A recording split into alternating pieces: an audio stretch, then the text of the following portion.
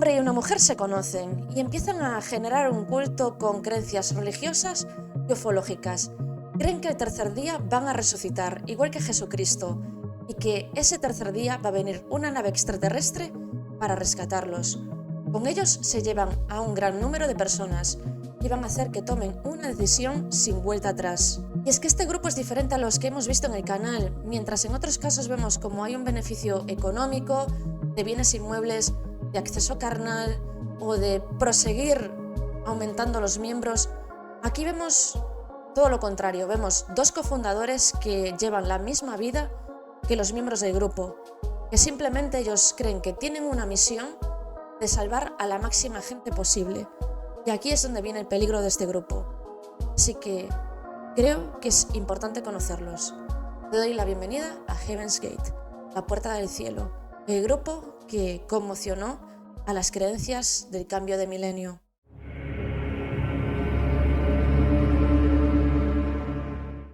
Para poner en contexto todo lo que pasó con este grupo de la Puerta del Cielo, vamos a conocer a sus dos cofundadores.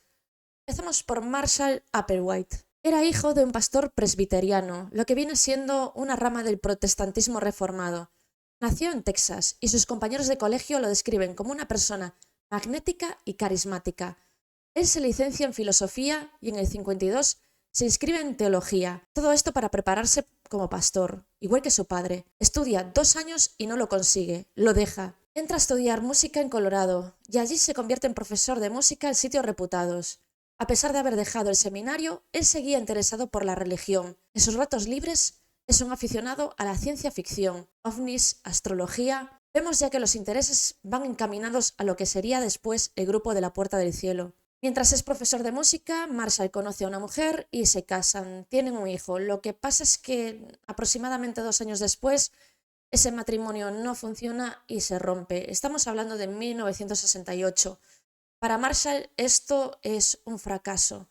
Él tenía metido en la cabeza que tenía que casarse, tener hijos y tener una familia feliz, pero sin embargo él no encuentra esa felicidad dentro del matrimonio. Marshall con el tiempo empieza a rehacer su vida y se da cuenta de que le gustan los hombres. Así que, como forma parte de una comunidad muy religiosa, lo tiene que llevar en secreto. Tiene citas, tiene relaciones con otros hombres, pero a la misma vez que tiene citas con estos hombres, él se siente rechazado por sí mismo. Tiene ese problema de odio interiorizado, de que lo que está haciendo no está bien, porque ha crecido en una comunidad que solo acepta relaciones entre personas de diferentes géneros. Entonces empieza ahí como una especie de batalla interna de Marshall. Aún así se da un suceso y es que se descubre que Marshall podría haber tenido una relación, una especie de aventura con uno de sus alumnos. Y ahí es cuando lo echan de su comunidad. Marshall se tiene que ir. Y empiezan los verdaderos problemas en la cabeza de Marshall, porque él se siente rechazado a sí mismo y además se siente rechazado por su propia comunidad. Ante toda esta situación, Marshall Applewhite toma una decisión que además se la comunica a un amigo, y es que decide no tener relaciones íntimas con nadie. Y esto será muy importante por algo que vamos a ver después. Quedaros con este detalle. Una de las frases que dice Marshall Applewhite es que no quiere saber nada de nadie, de relaciones sentimentales o íntimas, porque todo el mundo que ha conocido, tanto hombre como mujer, le ha traído problemas y que no quiere saber nada sobre esos asuntos. Así que por una parte tenemos a uno de sus cofundadores, que es Marshall Applewhite, en donde se cría en una comunidad religiosa y tiene ese debate interno ahí en el que ya está viendo que su fe está en una crisis y además que tiene esas creencias, esa influencia de la ciencia ficción con la ufología. Estamos en un momento en el que la cultura pop está lleno de referencias a Star Trek, Star Wars, hay un montón de cómics de el espacio exterior, de los extraterrestres, encuentros en la tercera fase, un montón de películas de ese estilo. Así que Marshall Applewhite está influenciado por esas dos cosas. Y ahora nos vamos a la cofundadora, que también será muy importante en este grupo, Heaven's Gate, la Puerta del Cielo. Hablamos de Bonnie Nettles, nacida en Houston, es enfermera, madre de 4 hijos. En esos momentos estaba casada, pero su matrimonio no estaba pasando por su mejor momento. Bonnie también tenía un padre pastor de la rama del cristianismo, pero ella pasaba bastante de ese tema. Lo que le interesaba realmente era el ocultismo y la astrología. Bonnie hasta hacía sesiones de espiritismo, cosa que no le gustaba para nada a su marido, y a partir de ahí empiezan las discusiones. En 1972 se divorcian. Ya no estaban pasando una buena época desde hacía tiempo. El marido de Bonnie no aceptaba su parte no cristiana. ¿Y en dónde cruzan sus vidas Marshall y Bonnie? Pues en 1972, en el hospital en donde trabajaba Bonnie. Se dice que Marshall estaba por allí curándose de algo físico, que se iba a hacer unas curas. Esto en algunas fuentes. En otras fuentes se dice que Marshall era un paciente de la unidad de psiquiatría, porque estaría curándose de que le gustasen otros hombres. Sí, porque hablamos de los 70 y en los 70 todavía había terapias en las que intentaba curar, entre comillas, que te gustasen las personas de tu mismo género. Hasta 1990 esto estaba considerado por la OMS como una enfermedad, así que había algunos hospitales en donde ofrecían terapias. La cuestión es que Marshall y Bonnie se conocen en ese hospital y empiezan a entablar una amistad muy próxima, empiezan a establecer un vínculo muy profundo. Y ellos describen su amistad como algo muy puro, como algo muy idílico, como si fuera una especie de amor platónico entre amigos. Dicen que tienen esa sensación de la primera vez que se ven como si se conociesen de siempre. Así que empiezan a entablar una amistad muy, muy íntima. Al final, tanto Marshall como Bonnie son dos personas que se conocen justo en el momento ideal de sus vidas, porque están viviendo los dos una situación de vulnerabilidad. Marshall porque había sido rechazado por su propia comunidad y Bonnie porque estaba viviendo el duelo de su divorcio. Así que lo que hicieron fue apoyarse mutuamente. Pero poco a poco ese apoyo se convertirá en conversaciones profundas, en conversaciones que se convertirán en una espiral de fantasía y de idas de olla. Y con perdón de la expresión, pero veremos a lo largo del vídeo cómo ellos se retroalimentan de las fantasías que se van generando para después arrastrar a un montón de gente a una decisión fatal y sin vuelta atrás. En un determinado momento, Bonnie le hace la carta astral a Marshall. Sale que se habían conocido en otra vida y que en esta vida tenían además una misión muy especial. Los dos deciden que ya su vida anterior no importa, que tienen que olvidarlo todo y empezar de cero. Y es que a través de esta carta astral ellos llegan a la conclusión de que tienen la misión de salvar al mundo, que tienen que hacer algo porque el apocalipsis está cerca. Así que en 1973 hacen un tour por varios estados de Estados Unidos.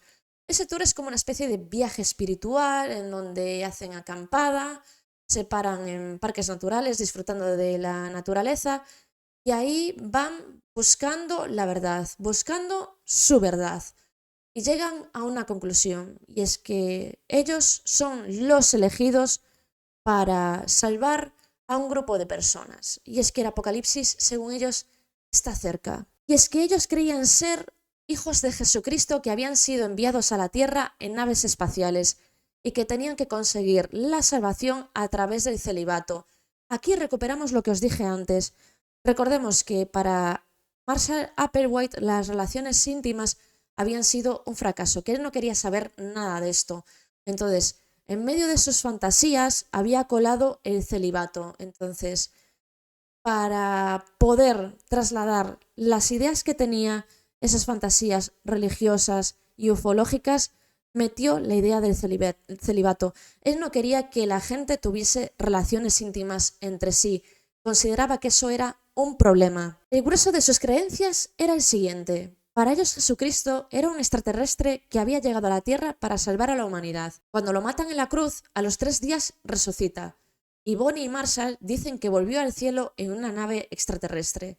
Ellos en su cabeza creen que son los nuevos enviados, que tienen que recoger el papel de Jesucristo, y creen en lo mismo, que tienen que fallecer y que resucitarán al 3er día, que ellos son los elegidos y que sus seguidores también serán salvados en esa nave extraterrestre que el 3er día aparecerá. Pero claro, Marshall y Bonnie tenían que hacer como una especie de narrativa para intentar trasladar todas esas creencias que tenían al máximo número de personas posibles porque ellos de verdad consideraban que tenían la razón, se creían sus propias fantasías, en su cabeza sonaba espectacular, pero de verdad que ellos pensaban que siguiendo lo que ellos tenían en la cabeza, que iban a salvar a personas. Entonces, claro, tenían que pensar cómo iban a trasladar todo lo que tenían en su cabeza al máximo número de personas posibles. Lo primero que hacen es deshacerse de sus nombres. Pasan por varios cambios de nombres, ¿vale? Pero vamos a quedarnos, que creo que es lo más importante, con el nombre que tienen hacia el final, que son Do, que es Marshall, y T, que es Bonnie. Esto también se utilizaría por grupos, por sectas que nacen después de este grupo, porque una vez que tú te quitas el nombre, es una despersonalización. Es decir, es una forma de romper con tu yo del pasado, olvidar quién eras y centrarte desde un punto presente hacia el futuro. Entonces, es una forma de hacerte olvidar las cosas del pasado y decir, ahora eres esta persona y a partir de aquí, olvida todo lo del pasado eh, y lo que te espera es otra cosa completamente diferente. Este cambio de nombre se utilizó, como digo, en muchas sectas que nacieron a partir de Heaven's Gate. Como dije al principio, tanto Bonnie como Marshall no querían un beneficio económico o no querían un beneficio carnal. Ellos se creían que sí iban a ser salvados y querían salvar a la gente. A partir de aquí, a lo mejor pues me refiero hacia ellos Marshall como Do o Bonnie como T, indiferentemente, dependiendo del momento en el que estemos en el relato. Y aún así también el grupo se llamó finalmente Heaven's Gate, pero a lo largo de la historia del grupo se cambió de diferentes nombres. ¿Esto por qué fue? Pues porque tenían como nombres muy largos, parece que no llamaban la atención, entonces no captaban a la gente, captaban entre comillas, porque ellos realmente lo que querían era trasladar su mensaje para salvar a la gente, pero es que de verdad que detrás no había ningún tipo de beneficio. Era intentar pregonar sus creencias y su ideología porque se pensaban que sí, iba a venir una nave extraterrestre. Entonces, vamos a hablar de lo que serían sus creencias raíces. Sus creencias eran las siguientes: ascender de humano a extraterrestre, dejar tu vehículo humano atrás, es decir, tu cuerpo humano. Esto sería para entrar en el cielo. Rechazar cualquier vínculo anterior con tu familia y rechazar relaciones íntimas. Rechazar sustancias ilegales, incluso café. No tener posesiones materiales. Ropa humilde. Todo esto para alcanzar la ascensión al siguiente nivel, que es convertirse en un ser superior al humano. De todos los conceptos, creo que lo más importante es quedarse sobre todo con la mención al vehículo, que para ellos dejar atrás el vehículo es dejar atrás el cuerpo humano, es decir, abandonar el cuerpo para ascender. Y otra cosa muy significativa es que cambiaban el lenguaje, hacían referencia sobre todo expresiones de jardinería. Ellos decían que abandonar el cuerpo humano y ser rescatado por esa nave espacial lo llamaban recogida de la siembra. Esto también lo hemos visto en los grupos como Nexium, que lo publiqué hace unas semanillas, que cambiaron el lenguaje para que tú te sientas que formas parte de algo especial, que sientes que formas parte del grupo, es decir, tienes un lenguaje propio y notas que la gente con la que quedas pues conoce tu lenguaje. Entonces, cuando sales fuera de ese grupo, no se conoce ese lenguaje y empiezas a rechazar a la gente porque dices, uff, esta gente no está en mi rollo, ya yo me siento más cómodo o cómoda con la otra gente que conoce ya mis conceptos, mi cambio de lenguaje. Entonces, las sectas empezaron a utilizar estos cambios para que las personas empezaran a sentirse parte de esos círculos y que se sintieran especiales. En 1974, Bonnie y Marshall captan a su primera seguidora, Sharon. Estaba pasando un momento personal muy difícil. Ella habló con ellos y abandonó a su familia. Los tres alquilan un coche y se van a recorrer los Estados Unidos para predicar. Lo que pasa es que a los 4 meses Sharon se vuelve con su familia por el sentimiento de culpa, así que Marshall y Bonnie se quedan solos de nuevo. El tema es que, ¿de dónde sacan todo el dinero para irse de ruta por los estados? Pues habían utilizado la tarjeta de la propia Sharon. Sharon había dado su consentimiento, pero en el momento que llegó a casa, su marido se enteró y denunció a Marshall y a Bonnie por fraude, básicamente. Los arrestaron y en esos momentos también salta a la liebre, porque resulta que Marshall tenía una denuncia anterior de robo por coche. El robo de Marshall realmente fue una tontería, entre comillas, porque fue uno de los coches que alquiló para moverse entre estados para predicar y se le olvidó devolverlo. No sabemos si fue con mala fe o con buena fe, pero es que realmente dentro de este grupo no hay ni robos ni delincuencia, no se ve nada extraño de delinquir.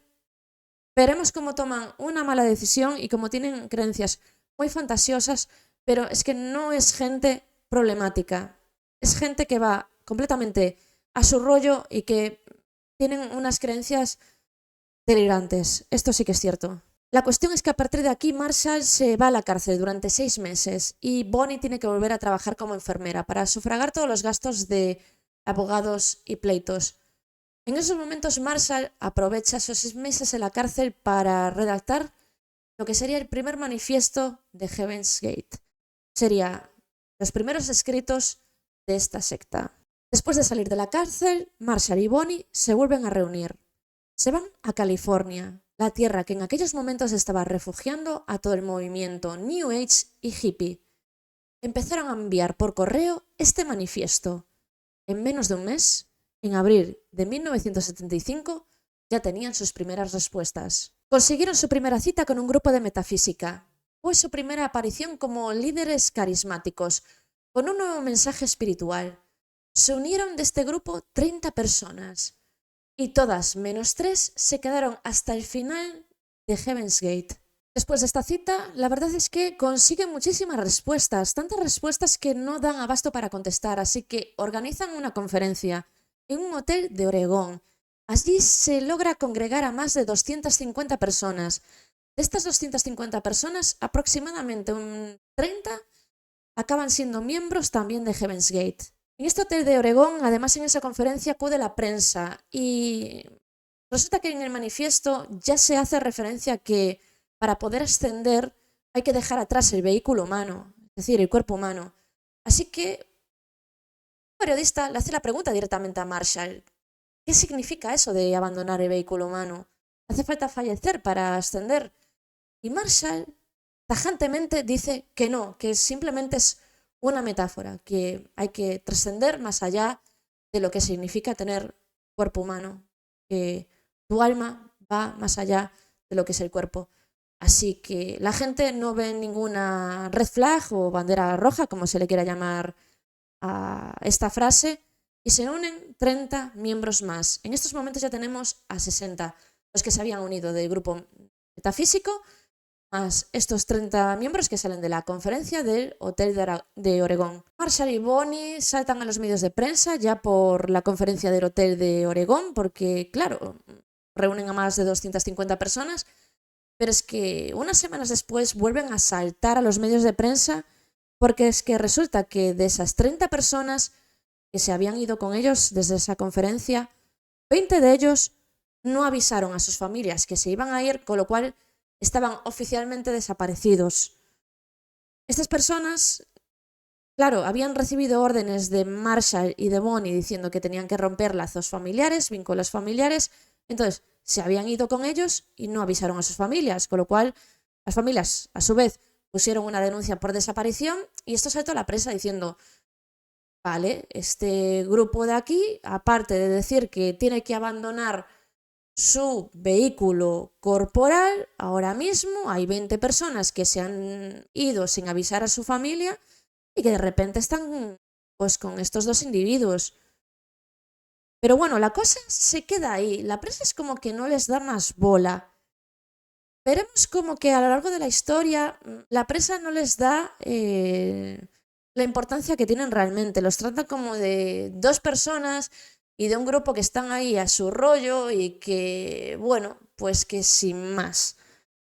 Así que seguimos con la historia porque por parte de la prensa hay alguna noticia por ahí, pero que no les da la importancia suficiente. Nos vamos con Marshall y Bonnie y con el grupo de 60 miembros. Empezaron haciendo acampadas, recorriendo parques naturales para pasar el día. Daban charlas con el mismo tema de forma continua. Meditación, reflexión, pero estaban teniendo un problema, el celibato. Y es que en los 70 hablamos de la época del amor libre, de la libertad, de unos con otros, etcétera, etcétera. Entonces estaba siendo muy difícil retener a la gente, porque al final de acampada el roce hace el cariño y al final acabas teniendo relaciones íntimas, etcétera, etcétera. ¿Cómo intentaron resolver esto? Las personas que eran heteros, pues juntaban un hombre y una mujer para vigilarse mutuamente. Si tenías gustos de tu mismo género, pues juntaban chica con chica o chico con chico. ¿Y qué pasaba? Vale, pues que si al final ese roce hacía el cariño, corría ese riesgo de que la otra persona se chivase y que te expulsaran del grupo, ¿vale? Aún así, evidentemente, sí que se dieron casos en los que las parejas, pues el sentimiento era mutuo y tenían relaciones, así que ninguno se chivaba, se callaba y bueno, pues pasaba lo que pasaba en esas tiendas de campaña. Y aquí es cuando empiezan a perder seguidores porque evidentemente el celibato no funciona, ven que tienen que estar con la que es o el que es su pareja de forma secreta y empiezan a perder miembros o seguidores. Esas acampadas no están funcionando. La gente sí que cree en esas fantasías de religión con ufología, pero sin embargo el tema del celibato no es algo que lo lleven bien. Y además, que os parecerá una tontería, pero recordemos que el café estaba prohibido y hay mucha gente que llevaba mal no tomar el café. Es que hay mucha gente que se vuelve para casa. Así que Bonnie Marshall se tiene que volver a repensar cómo plantearse la misión de salvar a la máxima gente posible. Finalmente, en 1976, Marshall y Bonnie deciden que la cosecha se ha cerrado. Esto significa que solo quieren centrarse en los miembros que ya existen en la comunidad. Deciden que no habrá más reuniones, que ya está todo dicho, y que además su comunidad va a ser cerrada. En esos momentos tienen 88 seguidores. Mientras estaban pensando todas estas cosas, había gente que entraba, gente que salía. Por eso digo que este grupo era completamente diferente a los demás. Y es que había gente que se iba a casa, que después volvía, que lo aceptaban otra vez en el grupo, gente que a lo mejor estaba en otra acampada y, bueno, pues te acogemos. Por eso no es como estos grupos de sectas de te absorbo, medidas coercitivas. No, no, la gente aquí entraba y salía según a los gustos. Y además veremos que en estos momentos deciden cerrar el grupo, pero más adelante la gente entra y sale como le da la gana realmente. Es que de hecho, por ejemplo, tú podías estar dentro del grupo y llevar varios meses sin ver a tu familia, pero a lo mejor te acordabas de que tu primo estaba de cumpleaños o que tu madre pues tenía algún tipo de compromiso y tú podías perfectamente volver a tu casa, estar ese fin de semana con tu familia y después volver. Es que no había ningún tipo de coerción, simplemente lo que se centraba era que tú siguieras más o menos unas normas y sobre todo el celibato. Querían que el celibato se llevase a cabo, que veremos que esto pues nunca se llegó a lograr del todo. Hubo una época ahí que sí que lograron controlarlo un poquito, pero realmente es que, a ver, eso es intrínseco al ser humano. Al final se necesitan ya relaciones sentimentales, relaciones íntimas, pero bueno, es que no es... Lo definen como grupo cerrado, pero veremos cómo no, cómo va a venir entrando, saliendo gente, puedes ir hasta tu casa, volver. Es un grupo muy extraño en comparación con otro tipo de sectas que se han dado. Es una rara avis. Lo que intentan es, desde 1976, tener unas normas muy claras. Así que todos renuncian a su nombre. Se visten con ropa humilde, con un corte de pelo unisex, porque son todos iguales, ya que los extraterrestres no tienen género. No querían diferenciación entre hombre y mujer. Todos los vehículos humanos son indiferentes, masculinos o femeninos. Desde 1976 hasta 1985, estas normas se llevaron a rajatabla. Lo consiguieron. Lo que pasa es que en 1985 todo esto cambia a raíz de un suceso que va a hacer tambalear los cimientos de Heaven's Gate. En 1982 diagnostican a Bonnie con un cáncer y en 1985 fallece. Se trata de cáncer de hígado. Es la primera vez que hay un fallecimiento y además con las creencias dentro del grupo. Se supone que a los 3 días Bonnie tenía que resucitar, pero eso no pasa. Esto causó mucha crisis de fe entre todos los miembros del grupo. Marshall renombra, ya que sabemos que el lenguaje es importante. Y esto ya no es un fallecimiento, sino una transformación necesaria para Bonnie.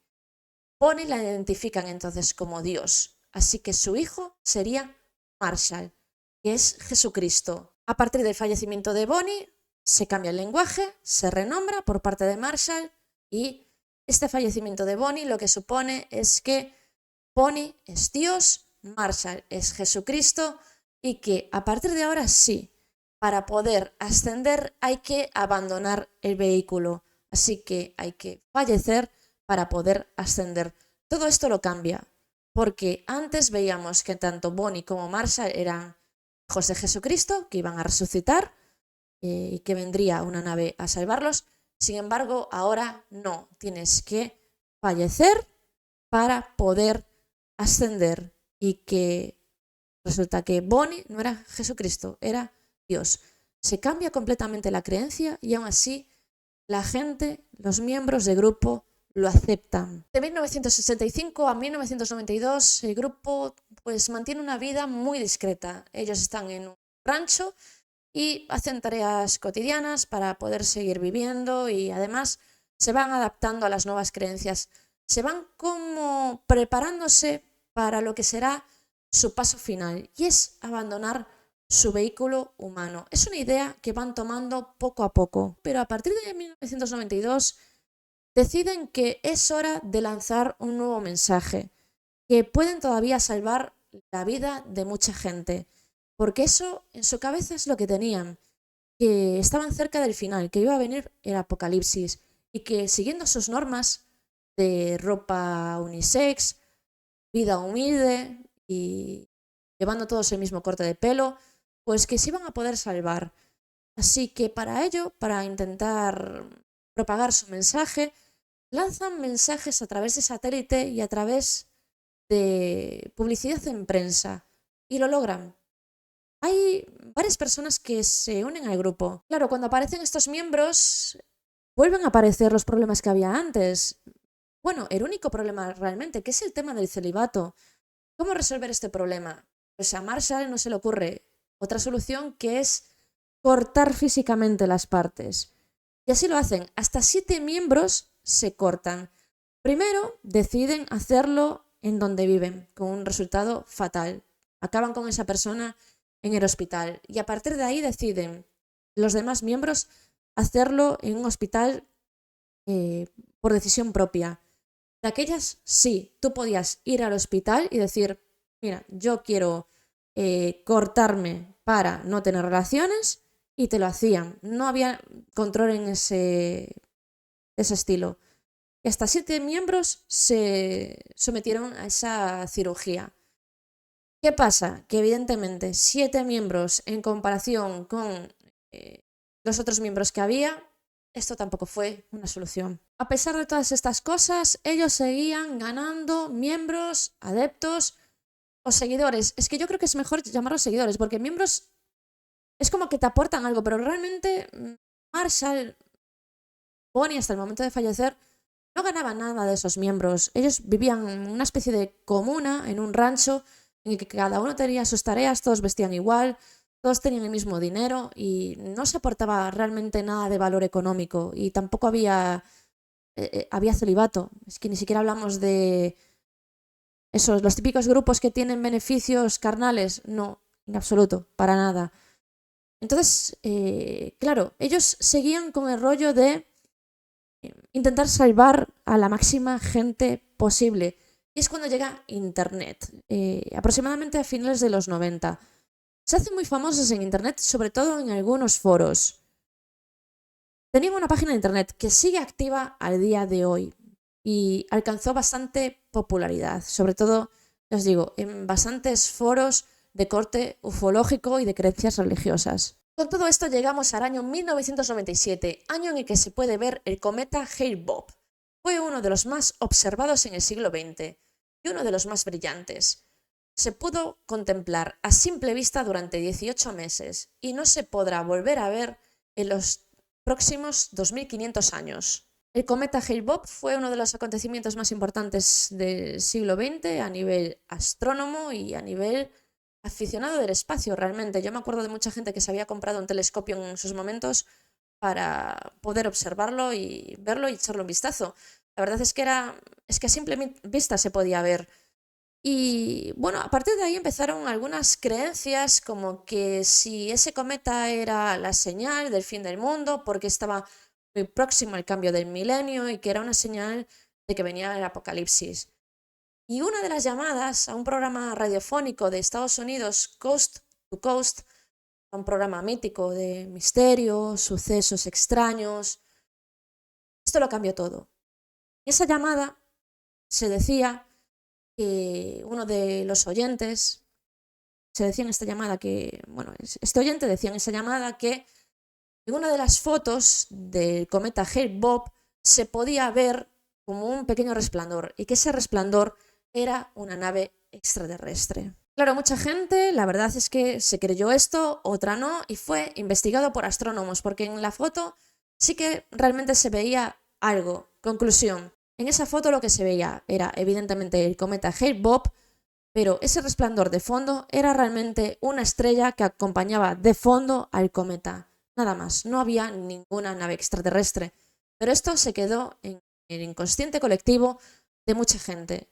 De hecho, el grupo Heaven's Gate al principio dio credibilidad a esto y pensaban que efectivamente en esa foto se podía ver la nave que se acercaba al planeta Tierra para salvarlos, para hacer esa misión que tenían pendiente y que después esa nave que venía detrás de Hale-Bopp sería la nave que los iba a rescatar después. Y por eso es tan importante el tema de los bulos. Yo cuando vi las noticias del Tracy Atlas, que empezaban a decir que podría ser una nave espacial porque tenía una órbita súper rara, que estaba echando una especie de gases súper extraños de diferentes colores, que parecía que podía tratarse de algo inteligente, es que me recordó totalmente a este caso, me recordó totalmente a Heaven's Gate, a la puerta del cielo, porque dije, vale, basta que un grupo de personas quieran organizar algo apocalíptico o que se quieran beneficiar de personas para que cojan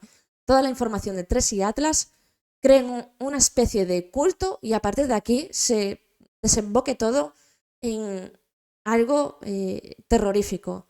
Pero bueno, a día de hoy yo no conozco de momento ningún grupo que haya tomado una mala decisión, de momento, que se sepa, y esperemos qué pasa, porque también he escuchado a ufólogos que dicen que en 2027 que va a pasar algo, que va a desembocar algo terrible. Entonces, claro, con este tipo de mensajes apocalípticos, al final son una especie de piedra angular en donde asentarse este tipo de grupos. Después de ese inciso volvemos a Heaven's Gate y van pasando las semanas con esa foto famosa y la verdad es que al final resulta que este grupo sí que le dio credibilidad a los astrónomos.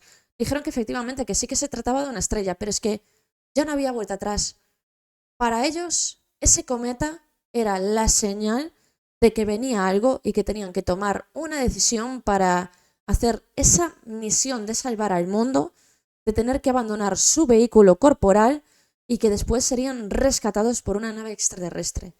El cometa Hale-Bopp era la señal que ellos estaban esperando. A partir de ahí, el grupo empezó a programar actividades para despedirse de la vida. Se fueron a Las Vegas, comieron helado, se fueron a restaurantes a comer carne porque la mayoría de ellos pues seguían una dieta vegetariana. Vieron musicales, se grabaron vídeos, haciendo actividades en común, como una especie de despedida en el plano terrenal. En el rancho de San Diego, a 23 de marzo de 1997, el primer grupo formado por 15 miembros se tomó la mezcla de compota de manzana con un tóxico letal. Se ataron también una bolsa en la cabeza por si les daban vómitos. Así no daban lugar a que hubiese error en esta autobaja de la vida. Al día siguiente, otro grupo de 15 miembros, en donde estaba Marshall Applewhite, él no esperó hasta el último día, hacen exactamente lo mismo, la compota de manzana con ese tóxico, bolsa, y pasa exactamente lo mismo.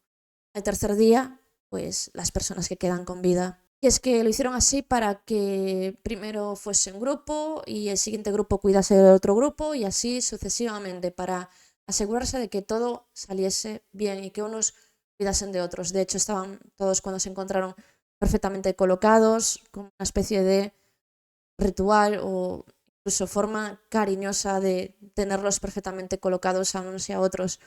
Querían que todo saliese perfecto para poder ser rescatados por esa nave extraterrestre que nunca apareció. Todos iban con la misma ropa, uniformados, vestidos de negro y con zapatillas de Nike. Los familiares recibieron una carta de despedida días después. Tenían todo perfectamente organizado. Así que 39 personas se dieron de autobaja de la vida esperando que el cometa Hale-Bopp dejase una nave espacial para rescatarlos y reencarnarse en seres no humanos. ¿Y cómo se enteró la gente de todo lo que había pasado? Pues uno de los exmiembros iba a hacer una visita al rancho para visitar a sus excompañeros y se encontró con toda la circunstancia. Llamó a emergencias, a policía y se encontraron con absolutamente todo. Los exmiembros empezaron a hablar, contando las creencias religiosas y ufológicas y explicaron por qué había pasado todo esto. Entonces ya la policía, toda la investigación, formó las piezas y dio una explicación de por qué había pasado todo esto. Y aún así vemos como hasta el final la gente entraba y salía por el rancho cuando quería. Tú formabas parte del grupo y aunque lo llamasen como grupo cerrado, podías ir a visitar a tu familia, tenías un compromiso familiar, podías ir, podías volver. La gente que formó parte del grupo hacía años incluso podía ir a visitarlos. Es decir, ¿tenían tácticas de manipulación? De alguna forma, sí, pero no de coerción ni de coacción. La gente que estaba allí era porque quería, porque se creía esas fantasías, porque realmente pensaba que una nave extraterrestre los iba a salvar, porque se creyeron las fantasías de dos personas que en un momento vulnerable empezaron en una espiral de puro delirio. Pero imaginaos la influencia que tenía este grupo, que exmiembros meses después e incluso años después hicieron lo mismo. Algunos lo consiguieron y otros no. Estamos hablando de justamente 3 personas que hicieron el mismo modus operandi mucho tiempo después, que habían sido miembros hacía bastantes años y que cogieron su camiseta, sus zapatillas de Nike y que hicieron el mismo modus operandi que los que habían sido sus compañeros durante años. O sea, imaginaos el nivel de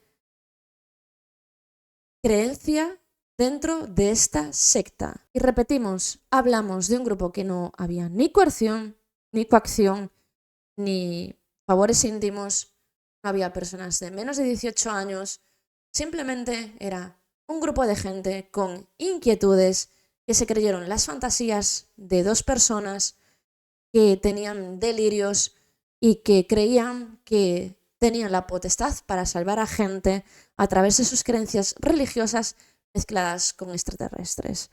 Así que siempre mucho, mucho ojo con los tipos de creencias que tenemos alrededor, porque ya no es solo las tácticas de manipulación, de coerción, de convencimiento, sino que simplemente siendo una persona con inquietudes, que quieras saber un poco más, que quieras buscar una fe, puedes acabar cayendo en algo autodestructivo. Y hasta aquí, la puerta del cielo, uno de los grupos que más conmocionó las creencias del cambio de milenio. Nos vemos en el siguiente vídeo.